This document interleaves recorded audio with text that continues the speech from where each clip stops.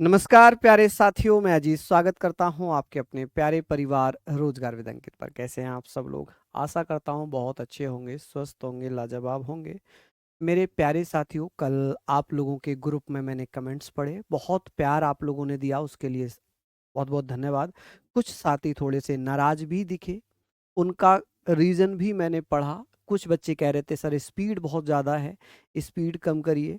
और एक दो कमेंट तो मुझे समझ ही नहीं आए, वो कह रहे थे सर टॉपिक पहला टॉपिक कवर नहीं होता, दूसरे टॉपिक पे आ जाते हैं। ऐसा तो हुआ ही नहीं, क्योंकि मैंने कल हाथ से लिखकर पढ़ाया है। तो हाथ से जो पहले टॉपिक लिखूंगा उसी को कंप्लीट करूंगा, फिर नेक्स्ट टॉपिक पर चलूंगा, है ना? यही मैंने कहा है। चलिए, बाकी मैंने आप लोगों के सबके सजेशन देख लिए हैं, सबके सजेशन पर मैंने थोड़ा रात काम किया है। स्पीड बहुत कम है, आप चाहते हैं तो और कम कर लेता हूं।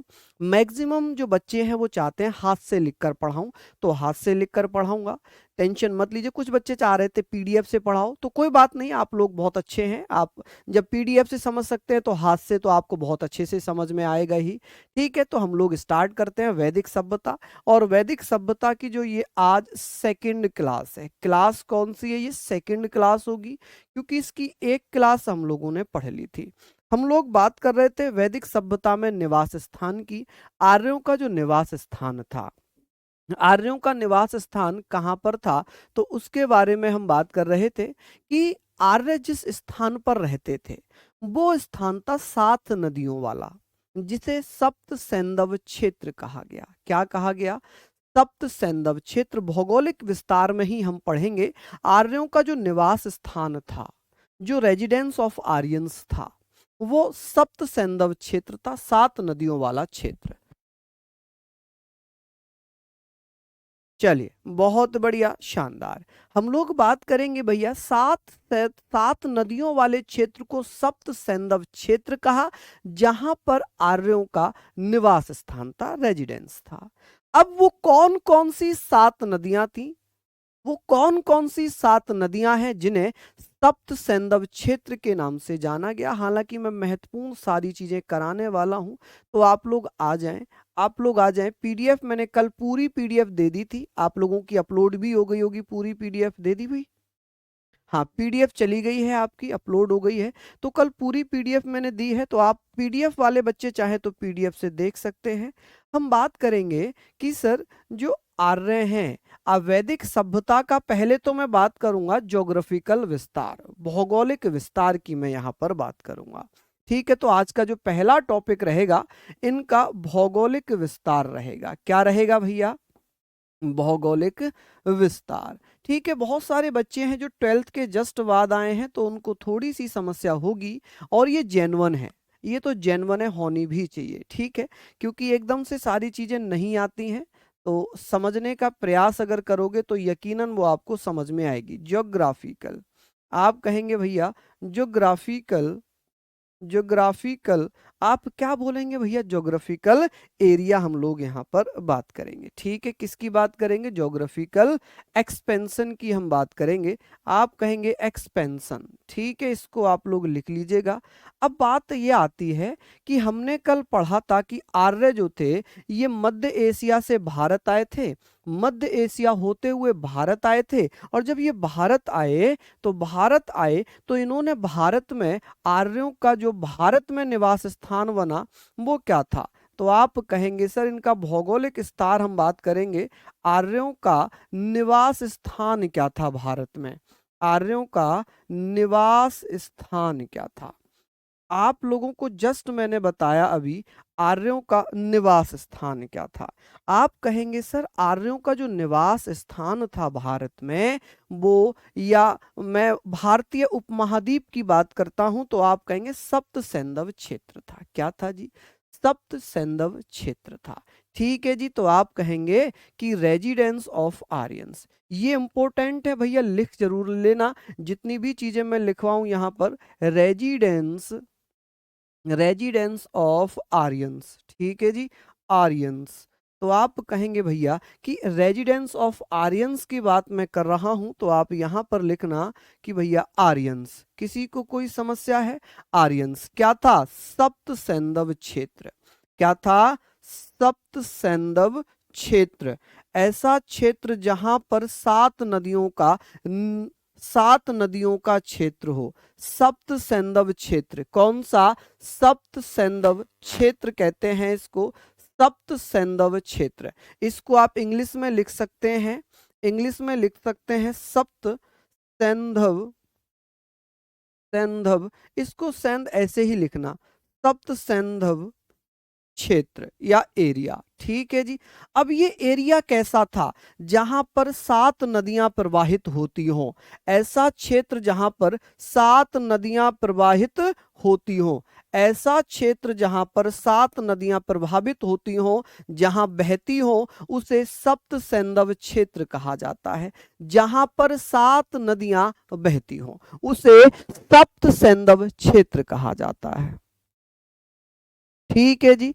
तो हम सारी चीजों के बारे में बात करेंगे। आर्यों का निवास स्थान क्या था? रेजिडेंस ऑफ आर्यंस क्या था? सप्त सैंधव क्षेत्र था। इसको आप लोग पढ़ेंगे। ठीक है। अब बात आती है कि भैया ऐसा क्षेत्र जो 7 नदियों का क्षेत्र हो, क्या हो? 7 नदियों का क्षेत्र, 7 नदियों का क्षेत्र, जहां पर 7 नदियां बहती हो, वो था सप्त सैंधव क्षेत्र, जिसे हम पंजाब वाला क्षेत्र कहते हैं। पंजाब वाला क्षेत्र कि भैया वो 7 नदियां कौन कौन सी थी, 7 नदियां कौन कौन सी थी और उन्हें हम किस किस नाम से जानते हैं। जैसे सिंधु नदी थी, सिंधु नदी को हम क्या कहते हैं? आप कहेंगे भैया सिंधु नदी को हम क्या बोलेंगे? आप लोग क्या बताओगे? जल्दी जल्दी से बताइए। सिंधु नदी को हम भैया 1953 है माय डियर, 1953 एक बार दोबारा देख लेना। हाँ जी, भौगोलिक हमने गलत लिखा है क्या? ओहो ओहो, चलिए इसको सही कर देते हैं जी। भौगोलिक, ठीक है जी, भौगोलिक, इसको लिख लेते हैं जी भौगोलिक विस्तार। ठीक है, भौगोलिक विस्तार। चलिए हम बात करेंगे 7 नदियों में सबसे पहले आती है सिंधु नदी। कौन सी आती है? सिंधु नदी, जिसे क्या बोला जाता है? इसे बोला जाता है इंडस रिवर। क्या बोलते हैं? इंडस रिवर इसे कह सकते हैं जी, इंडस रिवर। कि भैया इंडस रिवर कहा जाता है। दूसरे नंबर पे आती है सरस्वती। क्या आती है? सरस्वती। अच्छा, सरस्वती को तो इंग्लिश में भी सरस्वती ही लिखेंगे। तीसरे नंबर पे आ जाती है, तीसरे नंबर पे आती है सतुद्री। अच्छा, सतुद्री को वर्तमान में किस नाम से जानते हैं? सतुद्री, सतुद्री का वर्तमान नाम क्या है? तो पूछ लेगा भैया सतुद्री, जिसे पहले सतुद्री कहते थे, वर्तमान में इसे सतलज कहते हैं। क्या कहते हैं? सतलज कहते हैं। क्या कहेंगे जी? वर्तमान में सतलज कहेंगे। चौथे नंबर पे कौन सी नदी आ जाती है? आप कहेंगे बिपाशा। बिपाशा को वर्तमान में किस नाम से जानते हैं? बिपाशा। आप कहेंगे सर बिपाशा को ब्यास कहते हैं वर्तमान में। क्या कहते हैं जी? ब्यास कहा जाता है। बिपाशा नदी को वर्तमान में बिपाशा नदी को वर्तमान में ब्यास कहा जाता है। क्या कहते हैं? ब्यास। 5वें नंबर पे आती है परुष्णी। कौन सी आती है? आप कहेंगे सर परुष्णी। ठीक है जी, परुष्णी। परुष्णी नदी को वर्तमान में रावी कहते हैं। क्या कहते हैं जी? रावी कहते हैं। वर्तमान में किस नाम से जानी जाती है? रावी। अब बात आती है 6ठे नंबर पर बितस्ता। बितस्ता। आप कहेंगे सर जो बितस्ता है, बितस्ता, इसको बितस्ता लिखना, बितस्ता। बितस्ता कौन सी होगी? झेलम। क्या हो जाएगी जी? झेलम। बितस्ता कौन सी नदी होगी? झेलम। अब 7वें नंबर पे आती है कि 7वें नंबर पे जो आती है उसे हम किस नाम से जानेंगे? अस्किनी। और अस्किनी को वर्तमान में क्या कहते हैं? अस्किनी। आप कहेंगे सर इसे हम चेनाब के नाम से जानते हैं। किसके नाम से? चेनाब के नाम से जानेंगे। तो आप ऐसे लिखना कि सर आर्यों का जो निवास स्थान था वो था सप्त सैंधव क्षेत्र। सप्त सैंधव क्षेत्र, जहां पर 7 नदियों का प्रवाह हो, उसे सप्त सैंधव क्षेत्र कहा गया। जैसे सिंधु नदी, जिसे इंग्लिश में इंडस कहते हैं, सरस्वती को सरस्वती लिखेंगे, और सतुद्री को सतलज कहा गया, बिपाशा को ब्यास कहा गया है, परुष्णी को रावी कहा गया, बितस्ता को झेलम कहा गया और अस्किनी को चेनाब कहा गया। क्या कहा गया? चेनाब कहा गया। आई होप आप लोगों ने लिख लिया। एक बार मुझे जल्दी से बताओ कि आर्यों का मूल स्थान भारत में क्या बना। तो मूल स्थान तो हमने पढ़ लिया कि भैया ईरान से भारत आए थे, लेकिन वो भारत में आकर कहां बसे थे? सप्त सैंधव क्षेत्र में। कहां पर? सप्त सैंधव क्षेत्र में। और सप्त सैंधव क्षेत्र ऐसा क्षेत्र जहां पर 7 नदियों का निवास हो, जहां पर 7 नदियां प्रवाहित होती हो, वो कहलाता था सप्त सैंधव क्षेत्र। आई होप आप लोगों ने इसको लिख लिया होगा। जल्दी से प्लीज इसको नोट डाउन कर लीजिए, जल्दी से इसको नोट डाउन आप लोग कर लीजिएगा।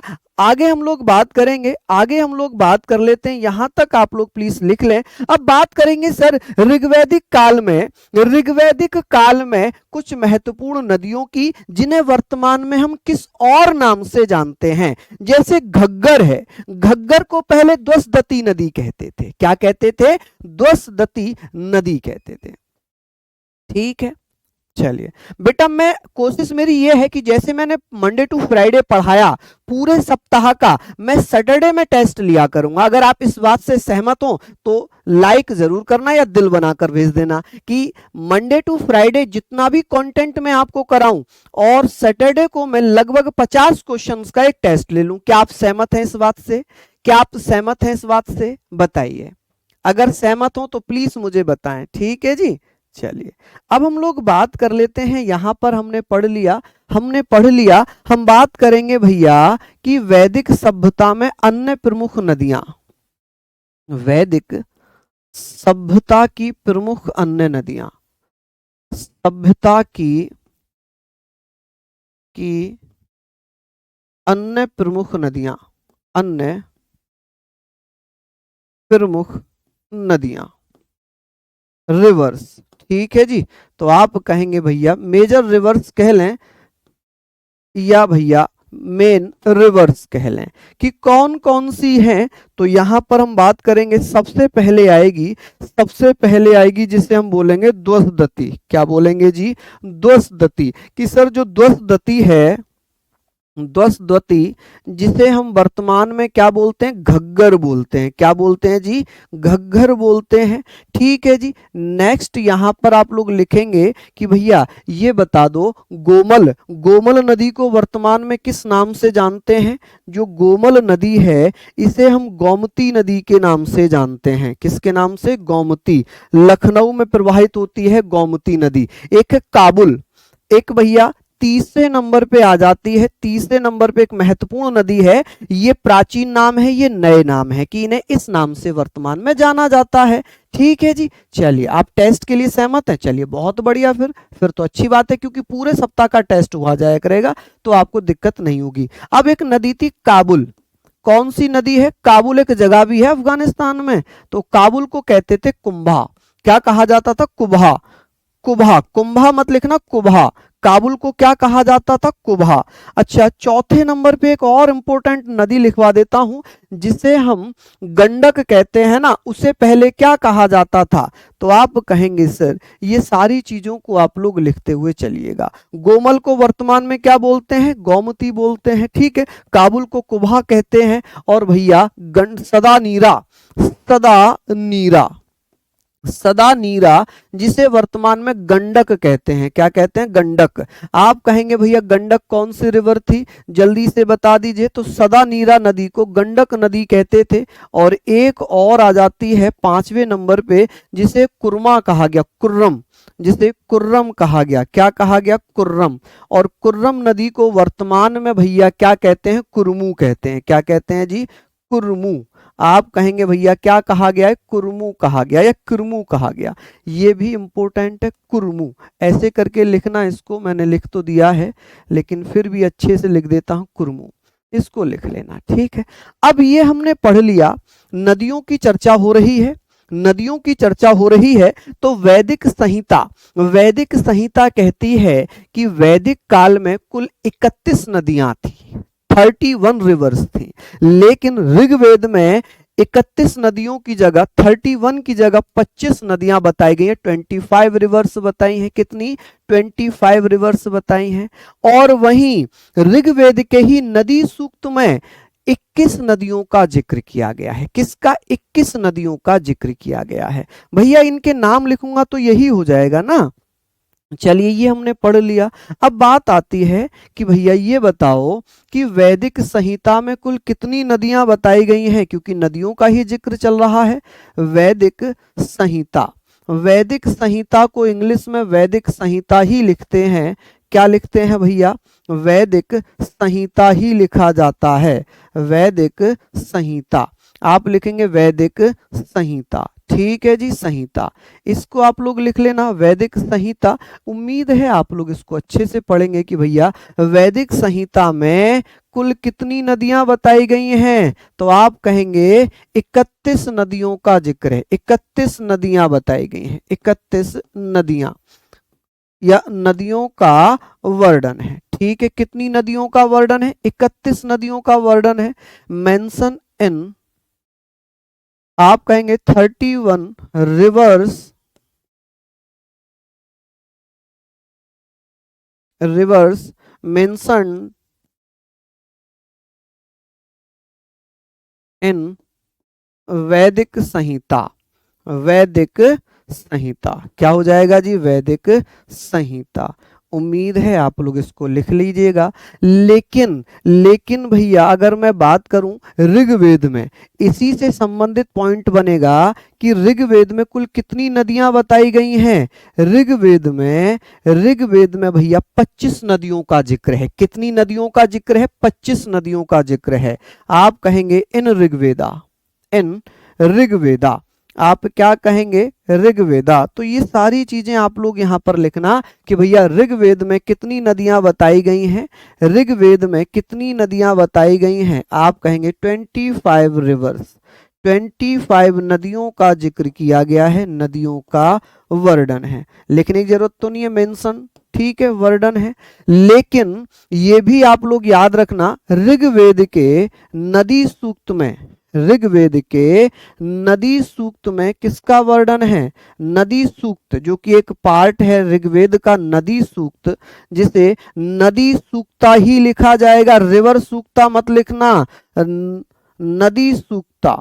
ठीक है, इसमें 21 नदियां बताई गई हैं। कितनी नदियां? 21 नदियों का वर्णन है। ऐसे करके आप लोग लिखना, और ये अलग अलग करके पूछा जाएगा। अगर आपसे पूछा जाता है कि वैदिक संहिता में कुल कितनी नदियां हैं, तो आप कहेंगे वैदिक संहिता में कुल 31 नदियों का जिक्र है। जबकि अगर पूछ ले कि ऋग्वेद में कितनी नदियां हैं, तो 25 नदियां हैं। कितनी?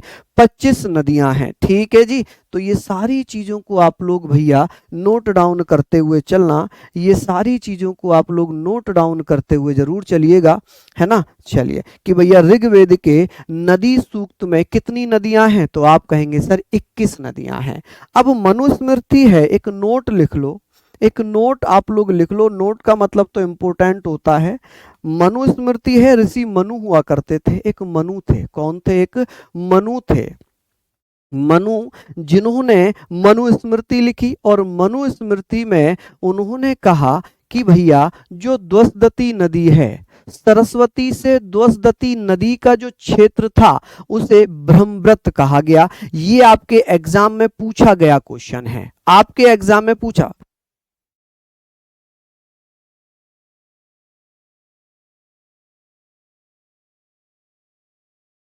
चलिए, बहुत बढ़िया, शानदार। हाँ नेहा, बिल्कुल बिल्कुल। चलिए सर, नदियां तो आप कहेंगे 21 नदियां हैं। अब मनुस्मृति में एक नोट और लिख लो। इसका मतलब, देखिए इसका मतलब, ये तो मैंने नदियों से संबंधित चीजें आपको बता दी। अब मनुस्मृति में एक लिखा हुआ है सरस्वती नदी से लेकर द्वसदती नदी तक, यानी कि घग्गर नदी के बीच का जो क्षेत्र था, उसे किस नाम से जाना जाता है? तो उसे भैया ब्रह्मव्रत कहा गया है। क्या कहा गया? ब्रह्मव्रत। तो आप कहेंगे मनुस्मृति में, किसमें? मनुस्मृति में के अनुसार, के अनुसार, according to Manusmriti, to Manusmriti, according to Manusmriti, ये आप लोग भैया लिख लीजिएगा। कहा गया है कि सरस्वती से लेकर, कहां से, सरस्वती नदी से लेकर, सरस्वती से द्वसदती क्षेत्र, द्वसदती नदी के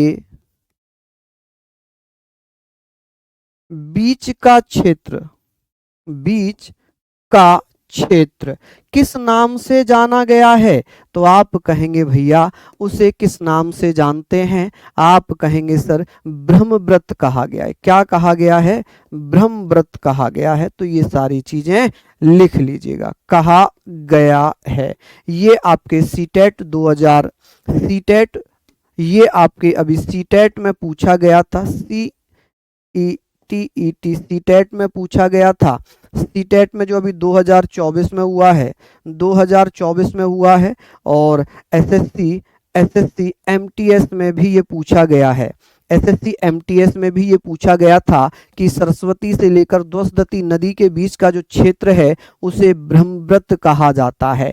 हालांकि बहुत सारे ऐसे तथ्य हैं जो कहते हैं कि सरस्वती, जो सतलज से लेकर यमुना नदी के बीच का जो क्षेत्र था उसे ब्रह्मव्रत कहा गया, लेकिन कुछ इतिहासकारों ने उसको डिनाई कर दिया। उन्होंने कहा कि मनुस्मृति में तो लिखा ही नहीं है, मनुस्मृति में तो साफ लिखा है कि सरस्वती से लेकर द्वसदती नदी का जो क्षेत्र है उसे ब्रह्मव्रत कहा गया। जबकि अन्य इतिहासकारों ने कहा कि सतलज से लेकर यमुना के बीच का जो क्षेत्र है उसे ब्रह्मव्रत पुकारा जाता है। जबकि ऐसा किसी एग्जाम में नहीं पूछा।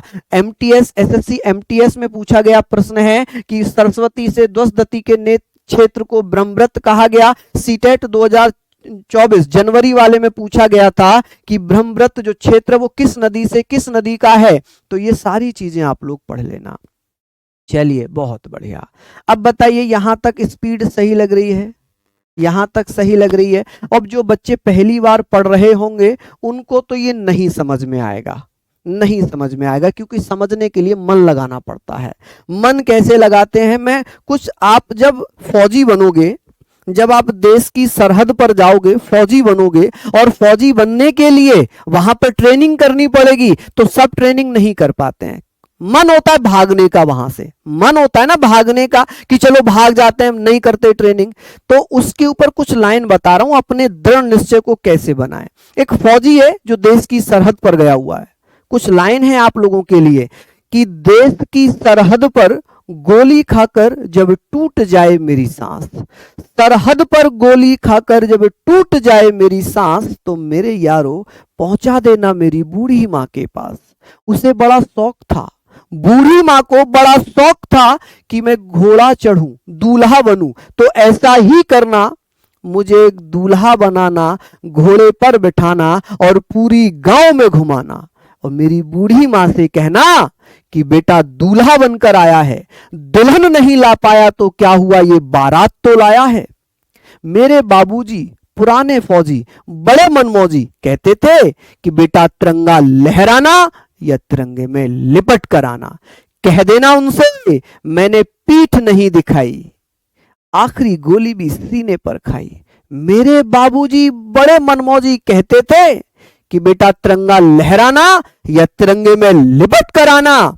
कह देना उनसे मैंने पीठ नहीं दिखाई और आखिरी गोली भी सीने पर खाई। मेरा छोटा भाई, उससे पूछना क्या मेरा वादा निभाएगा। मैंने इन सरहदों से वादा किया है कि एक बेटा जाएगा तो दूसरा बेटा आएगा। मेरी छोटी बहना, उससे कहना याद है मुझे उसका तोहफा। मेरी छोटी बहना, उससे कहना याद है मुझे उसका तोहफा। बस एक इत्तफाक मेरे साथ हुआ, राखी से पहले तेरा भाई राख हुआ, राखी से पहले तेरा भाई राख हुआ। मेरी छोटी बहना, उससे कहना याद है मुझे उसका तोहफा, राखी से पहले एक इत्तफाक हुआ, राखी से पहले तेरा भाई राख हुआ।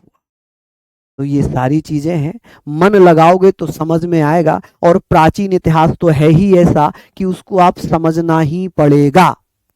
अगर आप उसको नहीं समझोगे, मान लो अगर मैं इसमें क्या समझा सकता हूं, ये फैक्ट है कि ऋग्वेद में 25 नदियां लिखी हुई हैं, तो वो लिखी हुई हैं, अब इसमें मैं क्या समझा दूं। यहां पर लिखा, मनुस्मृति में लिखा हुआ सरस्वती थे द्वसदती नदी के क्षेत्र का ब्रह्मव्रत नाम दिया गया है, तो नाम दिया गया है, इसमें मैं क्या चेंज कर सकता हूं, मुझे बस ये बता दो कि हाँ सर इसमें हमें ये समझ नहीं आया। भैया ये फैक्ट है और फैक्ट को आप याद कर सकते हैं, इसको याद कर सकते हैं। अगर जुनून भर जाए वर्दी के लिए तो यकीन मानना दुनिया की कोई भी चीज टफ नहीं है। अगर वर्दी के लिए जुनून है तो इसको पढ़ने का जुनून अपने अंदर रखिए, इसको दिमाग में पढ़िए। मैथ पढ़ रहे हैं, रीजनिंग पढ़ रहे हैं, इंटरेस्टिंग आते हैं, इंटरेस्ट लगता है, मजा आता है, 4-4 3-3 घंटे पढ़ते हैं। सिलेक्शन तो ये रोक जाता है, सिलेक्शन तो ये रोक देता है, मैथ में पूरे पूरे, रीजनिंग में पूरे पूरे, इसमें नंबर आए नहीं तो फिर क्या फायदा मैथ को 10-10 घंटे पढ़ने से। इसको भी तो समय दो। जुनून मोहब्बत मुझे तुझसे इस कदर है वर्दी कि तेरी सिवा किसी और की चाहत नहीं, चाहत है तो तुझे इस जिस्म पर सजाने की, महबूबाओं की अब मुझे जरूरत नहीं। वर्दी तू मेरी महबूबा है, अपने मेहनत के पसीने से तेरी मांग सजाऊंगा।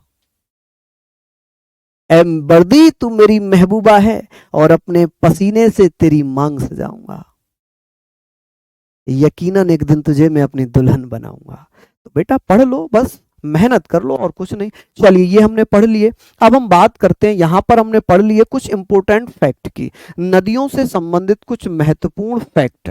इंपॉर्टेंट फैक्ट का मतलब आप जानते ही होंगे कि भैया क्या हो सकते हैं फैक्ट्स। तो फैक्ट का मतलब होता है जो एग्जाम ओरिएंटेड होते हैं। एग्जाम ओरिएंटेड का मतलब भी मैं बता देता हूं कि जिनको एग्जाम में पूछा गया होगा, एग्जाम ओरिएंटेड, ठीक है, जिन्हें एग्जाम में पूछा गया होगा। मैं वो वन लाइनर फॉर्म में आपको लिख रहा हूं। जैसे जैसे ऋग्वेदिक संहिता की बात हो रही थी, तो इसमें सबसे महत्वपूर्ण नदी कौन सी बताई गई है? सबसे महत्वपूर्ण नदी किसे माना गया है वैदिक संहिता में? सबसे महत्वपूर्ण नदी, कि भैया सबसे महत्वपूर्ण नदी किसे कहा है? नदी, ठीक है। इंपोर्टेंट, आप कहेंगे भैया इंपोर्टेंट रिवर, कि सबसे इंपोर्टेंट रिवर किसे कहते हैं? आप कहेंगे भैया सबसे महत्वपूर्ण जो नदी मानी गई है वैदिक सभ्यता में, तो उसे सिंधु नदी कहते हैं। क्या कहते हैं जी? सिंधु नदी कहते हैं, ठीक है जी, सिंधु नदी। और सिंधु नदी का ऋग्वेद में कितनी बार प्रयोग हुआ है? ऋग्वेद में कितनी बार नाम आया है? ऋग्वेद में नाम कितनी बार आया है? तो सिंधु नदी का ऋग्वेद में 55 बार नाम लिया गया है। कितनी बार नाम लिया गया है? 55 बार नाम लिया गया है। अब बात तो ये हो गई भैया, यहां तक हमने पढ़ ली। अब बात करेंगे सर, ये बताएं सबसे महत्वपूर्ण नदी कौन सी है वैदिक सभ्यता की? सबसे महत्वपूर्ण तो हो गई सिंधु, सबसे पवित्र नदी कौन सी है फिर?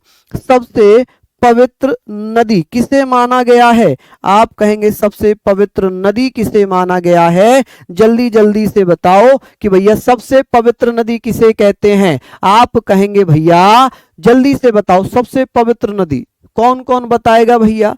सबसे पवित्र नदी जिसे हम बोलेंगे मोस्ट होली रिवर कह लो, या भैया इसको क्या कह सकते हो? आप कहोगे सेक्रेड रिवर।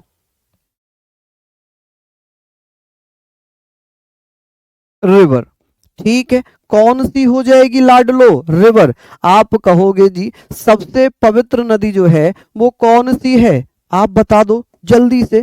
तो भैया सरस्वती नदी को सबसे पवित्र नदी माना गया है। हालांकि बहुत सारे किताबों की अगर मैं बात करूं तो सबसे पवित्र नदी सिंधु नदी बता रखी है। कौन सी बता रखी है? सिंधु, जो कि गलत है। सही क्या होगी? सबसे पवित्र सरस्वती नदी। ऋग्वेद में सरस्वती नदी का जिक्र कितनी बार आया है?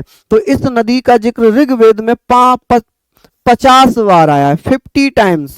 50 टाइम्स इसका भैया ऋग्वेद में नाम लिया गया है। अब बात करते हैं गंगा नदी। ऋग्वेद में गंगा नदी का नाम कितनी बार आया है?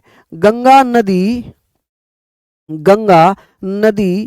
का नाम ऋग्वेद में कितनी बार आया है? तो आप कहेंगे भैया एक बार ऋग्वेद में नाम आया है। वहीं यमुना नदी का ऋग्वेद में कितनी बार नाम आया है? यमुना नदी का नाम ऋग्वेद में कितनी बार आया है मेरे लाडलो? आप कहेंगे 3 बार आया है। कितनी बार आया है?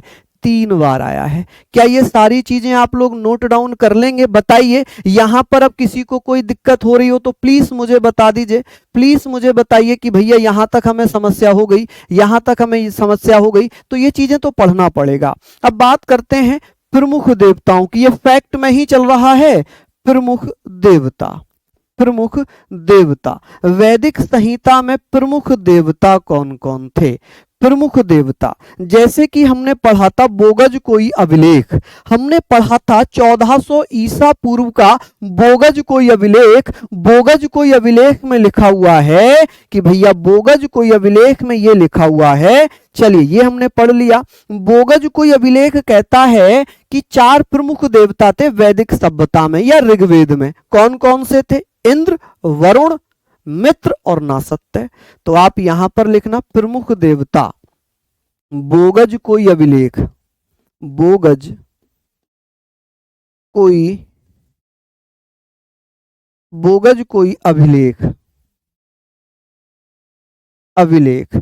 इसमें जो मैंने पहले भी आपको बताया है, बोगज कोई इनस्क्रिप्शन, इनस्क्रिप्शन में इंद्र, इंद्र, वरुण, इंद्र, वरुण, मित्र और नासत्य प्रमुख देवता बताए हैं। मित्र और नासत्य, नासत्य प्रमुख देवता हैं। क्या है जी? प्रमुख देवता हैं। ठीक है, क्या बताए गए? प्रमुख देवता बताए गए हैं।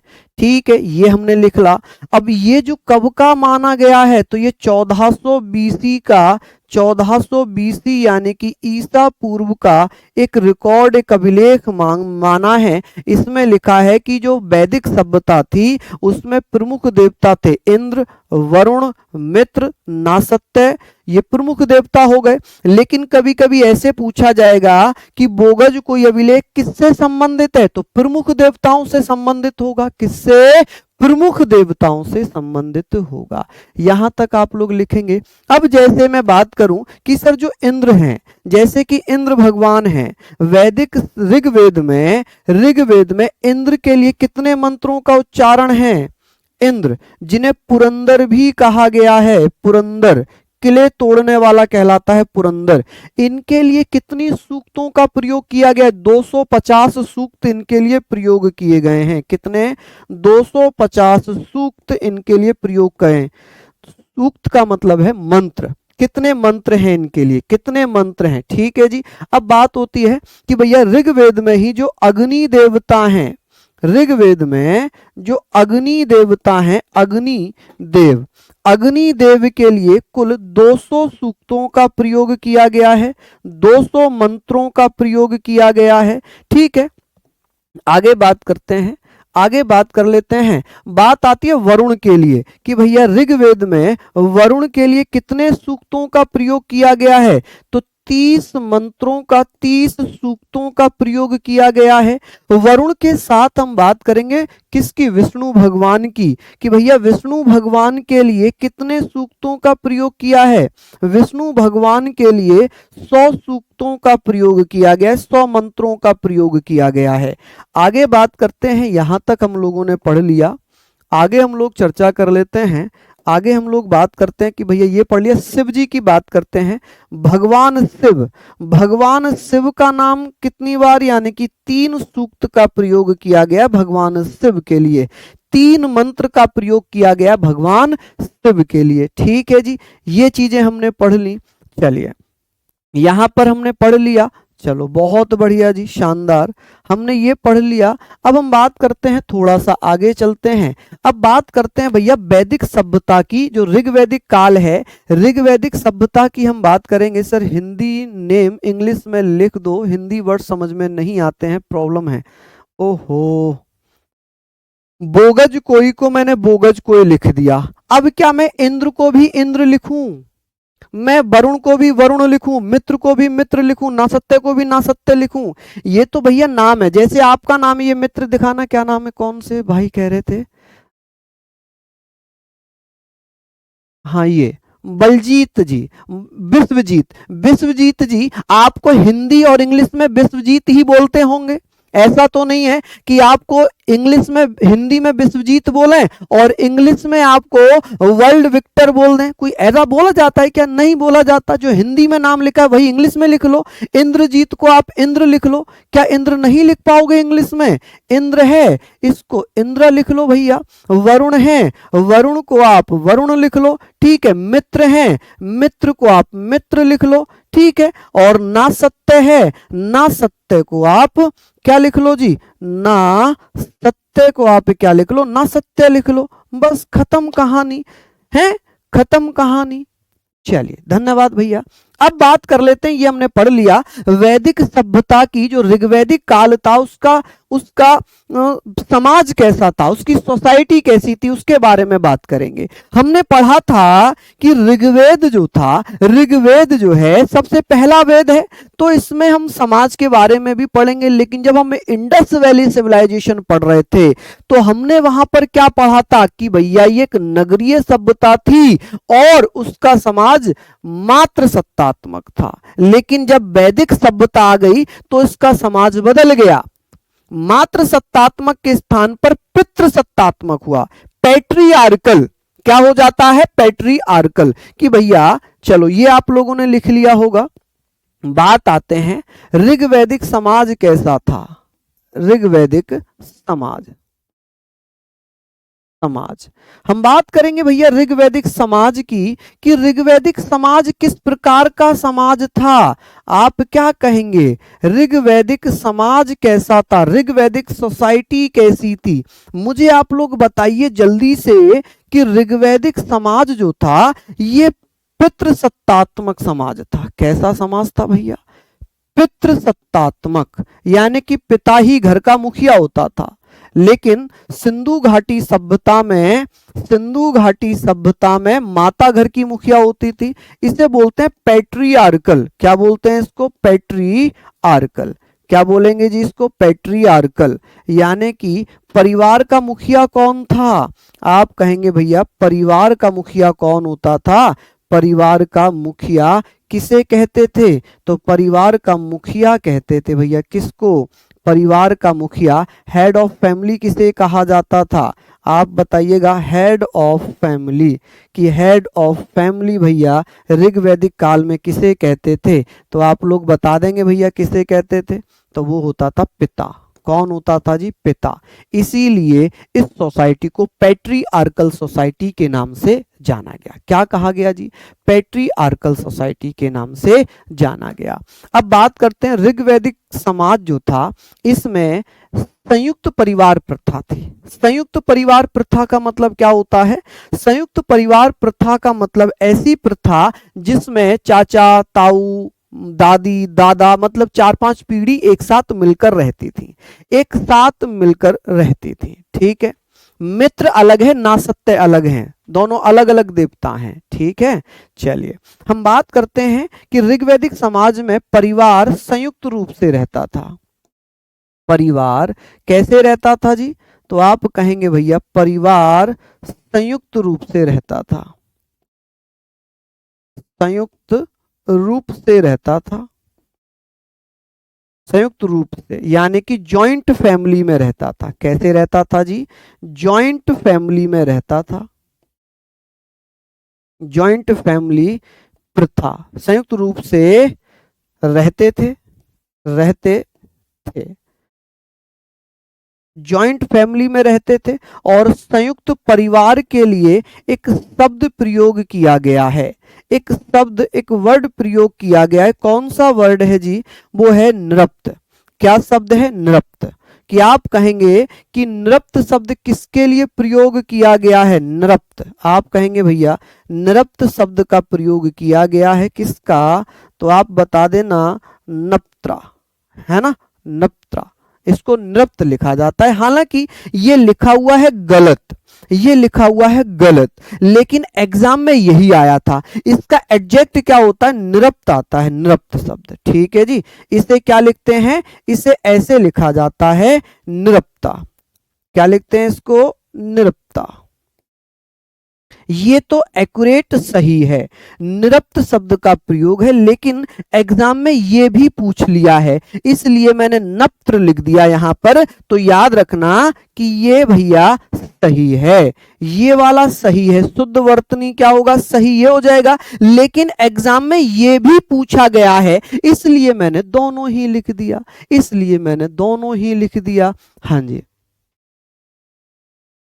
बहुत बढ़िया।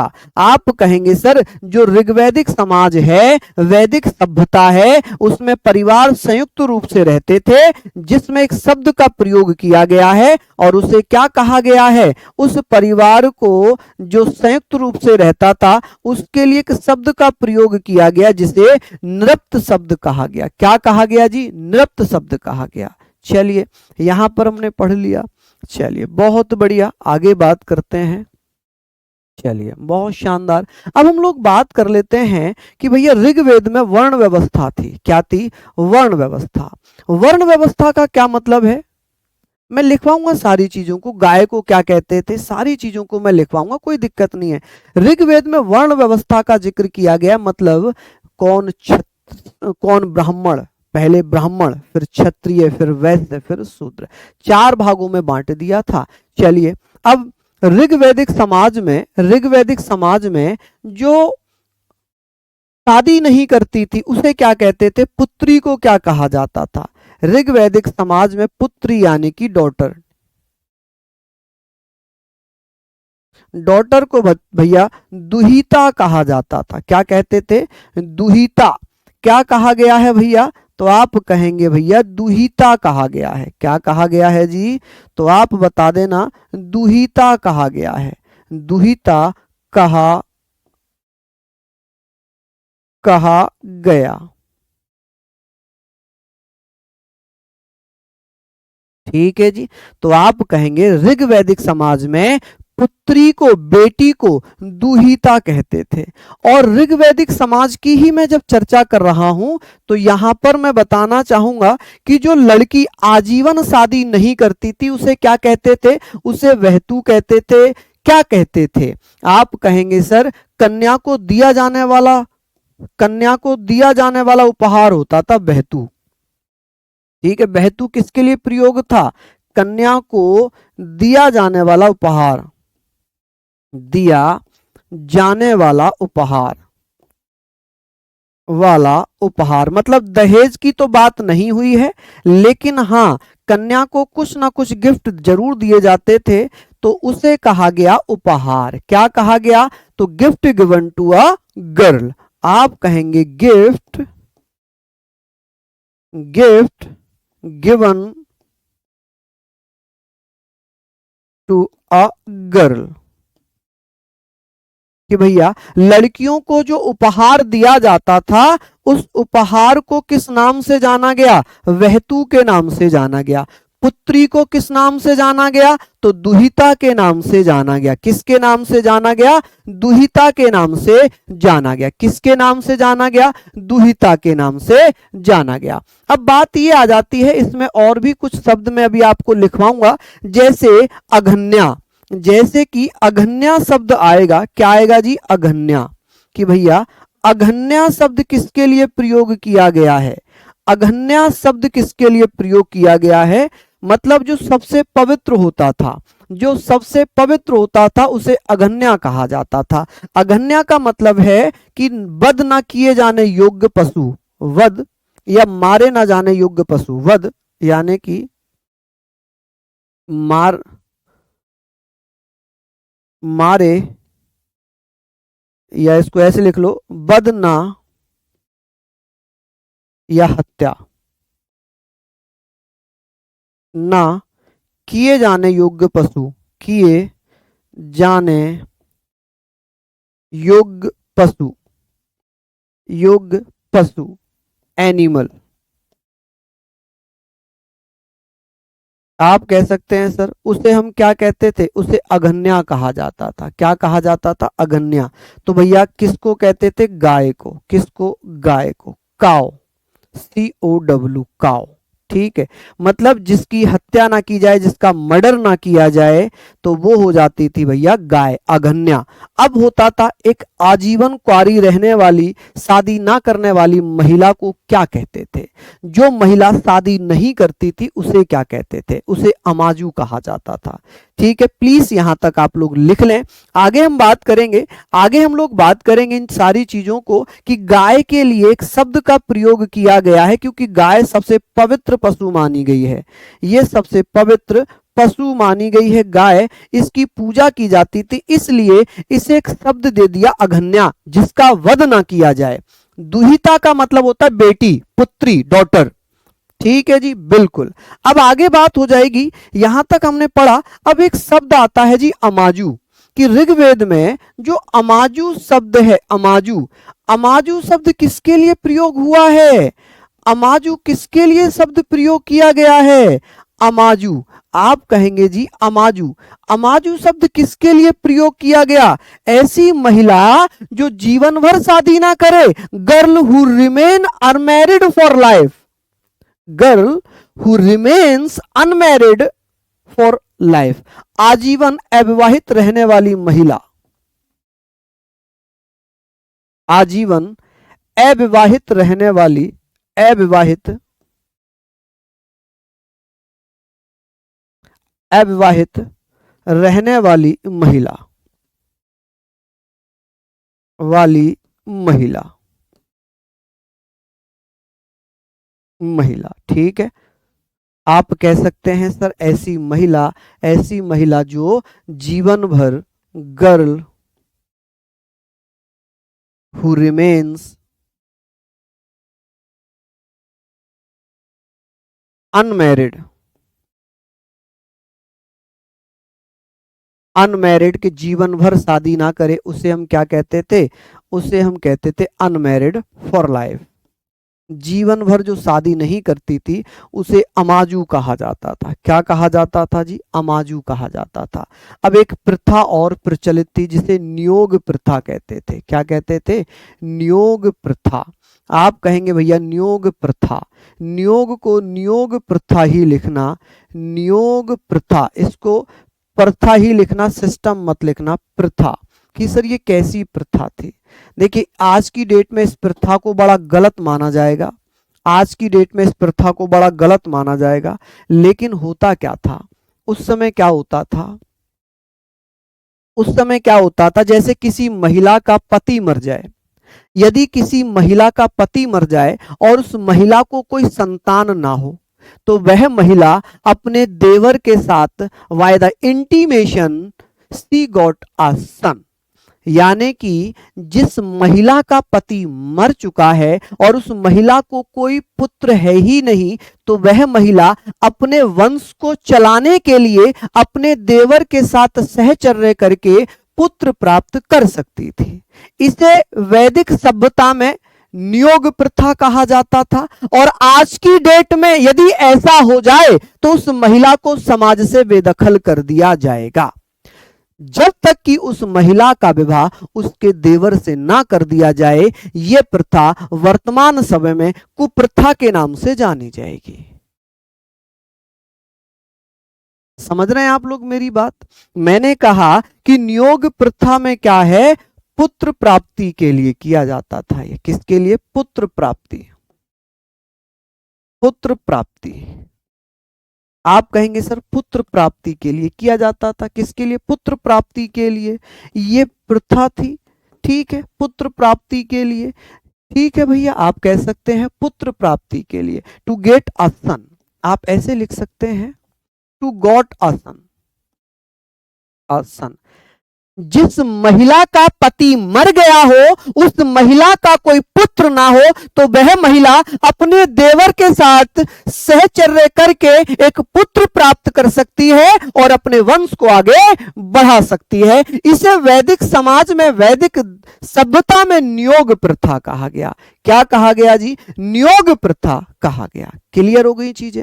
चलिए आगे बात करते हैं। यहां पर हम लोग बात करेंगे भैया विवाह की बात करते हैं कि वैदिक सभ्यता में दो प्रकार के विवाह थे। दो प्रकार के विवाह बताए गए हैं। ठीक है, कितने प्रकार के विवाह बताए गए हैं? तो आप कहेंगे भैया दो प्रकार के विवाह बताए हैं। कि कौन कौन से विवाह हैं जी? कौन कौन से विवाह हैं? आप कहेंगे भैया क्योंकि पुत्री हमारे वंश को, अगर मेरी बेटी हुई तो वो मेरा वंश आगे नहीं बढ़ाएगी, वो जहां उसकी शादी होगी उसके वंश को आगे बढ़ाएगी। कभी आपने देखा है कि आपकी बहन के बच्चों का सरनेम आपका सरनेम लगे? नहीं लगता ना, क्योंकि उसके बच्चे का सरनेम उसके पिता का सरनेम होता है। जैसे मेरा नाम अजीत सिंह गुर्जर है, अजीत सिंह पोसवाल है, तो पोसवाल मेरा गोत्र है, गुजर मेरी जाति है। तो जो मेरा गोत्र लगा, ये गोत्र मेरे पिता का लगा, मेरी मम्मी का नहीं लगा। मेरी मम्मी कसाना है, गुजरों में एक गोत्र होता है कसाना, तो वो कसाना है, तो कसाना गोत्र क्यों नहीं लगा मेरा? क्यों? क्योंकि मैं अपने पिता की तरफ से अपने वंश को बढ़ाऊंगा। मेरे बेटे का जो सरनेम होगा, जो मेरा सरनेम है वो लगेगा। मेरी वाइफ पंडित नेहा पाठक, तो पाठक गोत्र क्यों नहीं लगा मेरे बेटे के नाम के आगे? क्योंकि मेरा गोत्र भैया अलग है, मेरी जाति अलग है। ठीक है जी, समझ रहे हैं आप लोग ये सारी चीजें? अरे इसे चिल्लाना नहीं कहते भाई, इसे कहते हैं जुनून, इसे कहते हैं जुनून। समझ रहे हैं? आपको शायद अभी बहुत समय लगेगा भाई पढ़ने में और सारी चीजें समझने में, हो सकता है तो थोड़ा सा समय अभी लगेगा। टू टाइप्स मैरिज बताई गई हैं। कितने टाइप्स? टू टाइप्स मैरिज बताई गई हैं। कि भैया कितने प्रकार की मैरिज का जिक्र किया गया है? तो आप कहेंगे टू टाइप्स मैरिज का जिक्र किया गया है। कौन कौन सी टू टाइप हैं? ठीक है, टू टाइप्स हैं मैरिज की। कौन कौन सी टाइप्स हो जाएंगी? एक है भैया अनुलोम विवाह, एक होता है प्रतिलोम विवाह। आप कहेंगे भैया एक है वैदिक सभ्यता में, ये ऋग्वैदिक की बात कर रहा हूं मैं, ऋग्वैदिक काल में, क्योंकि उत्तर वैदिक काल में तो 8 प्रकार के विवाह पढ़ेंगे। ये हम बात कर रहे हैं ऋग्वैदिक काल की। किसकी बात कर रहे हैं जी हम? ऋग्वैदिक काल की, ऋग्वैदिक पीरियड की। आप कहेंगे सर हम किसकी बात कर रहे हैं? ऋग्वैदिक पीरियड की हम लोग यहां पर बात कर रहे हैं, ऋग्वैदिक। तो आप कहेंगे जी किसकी बात कर रहे हैं हम यहां पर? ऋग्वैदिक पीरियड की बात कर रहे हैं, ऋग्वैदिक पीरियड। ऋग्वैदिक पीरियड में एक था अनुलोम विवाह। कौन सा विवाह? अनुलोम विवाह। समझा दूंगा ओरली, बस समझ जाना आप। अनुलोम विवाह कि भैया जो अनुलोम विवाह था, इसे अनुलोम विवाह ही लिखना, अनुलोम विवाह ही लिखना। क्या लिखना भैया इसको? कभी इसकी अंग्रेजी लिख बैठो, इसे अनुलोम ही कहा जाएगा, अनुलोम मैरिज ही कहा जाएगा। मैरिज भी नहीं लिखा जाएगा, इसे विवाह ही लिखा जाएगा। इसे क्या लिखा जाएगा? इसे विवाह ही लिखा जाएगा। ठीक है, विवाह ऐसे लिख लो, अनुलोम विवाह। इसमें क्या होता था? जब कोई जर्नल कास्ट का व्यक्ति, उच्च जाति का व्यक्ति निम्न जाति की महिला से शादी करता था तो वो अनुलोम विवाह है। जब कोई अपर कास्ट का व्यक्ति, लिखने की जरूरत तो नहीं है, जब अपर कास्ट का व्यक्ति लोअर कास्ट के व्यक्ति महिला से शादी करता था तो उसे अनुलोम विवाह कहते थे। क्या कहते थे? अनुलोम विवाह। यानी कि उच्च जाति का पुरुष निम्न जाति की महिला। और एक होता था प्रतिलोम विवाह। कौन सा होता था? प्रतिलोम विवाह, लोम विवाह। इसे क्या कहा गया है प्रतिलोम विवाह को? आप कहेंगे भैया इसे क्या कहा गया? तो आप कहेंगे प्रतिलोम विवाह। ठीक है, प्रतिलोम विवाह। इसे आप क्या कह सकते हैं जी? आप क्या कह सकते हैं? आप कहेंगे जब निम्न कुल की महिला उच्च कुल, जब कोई उच्च कुल की महिला निम्न कुल के पुरुष से विवाह करे। लिखूं क्या मैं यहां पर? उच्च कुल यानी कि अपर कास्ट,